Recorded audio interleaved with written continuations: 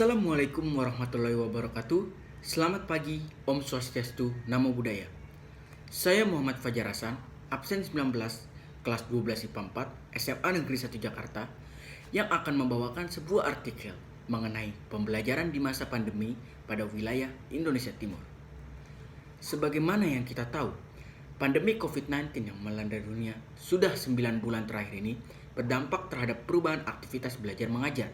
Tak terkecuali di negeri ini, sejak Maret, aktivitas pembelajaran jarak jauh atau yang sering kita sebut dengan online learning menjadi sebuah pilihan Kementerian Pendidikan dan Kebudayaan untuk mencegah penyebaran virus COVID-19 semakin meluas.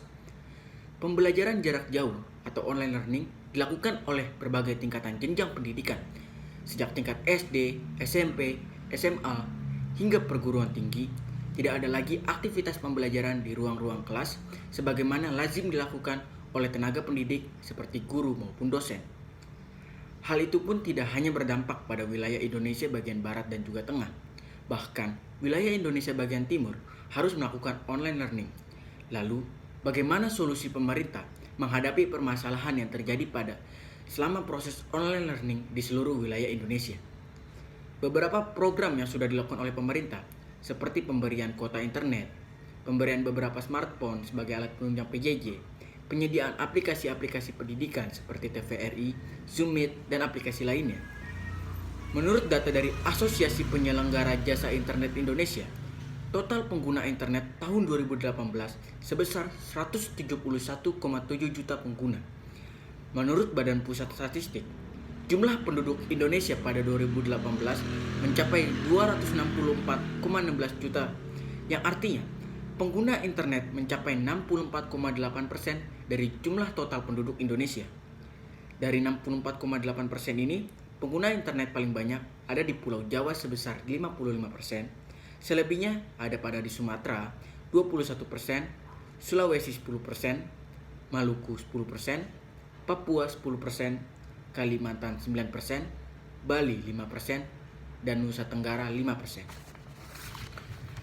Dari data tersebut, terlihat jelas bahwa masih ada 35,2% dari jumlah total penduduk Indonesia yang belum menggunakan internet. Ada sekitar 92,98 juta orang. Daerah-daerah di Indonesia Timur pun masih banyak yang tidak terjangkau akses internet.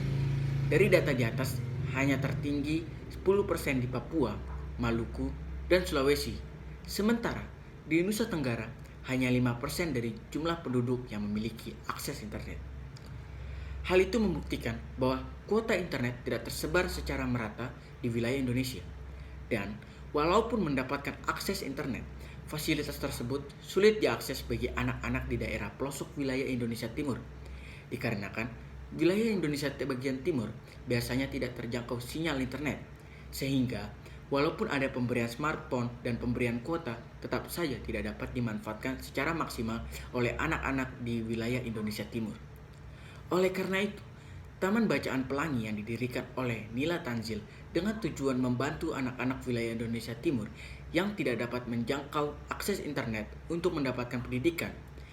Taman Bacaan Pelangi telah mendirikan 131 perpustakaan yang tersebar mulai dari Lombok, Sumbawa, Flores, Sumba, Alor, Atambua, Sulawesi Tenggara, Banda Mahira, Halmahera Selatan, Raja Ampat, Sorong, Sentari, hingga Puncak Mulia, dengan harapan anak-anak yang tinggal di kota-kota kecil mampu mendapatkan ilmu pendidikan sama layaknya dengan anak-anak yang tinggal di kota besar.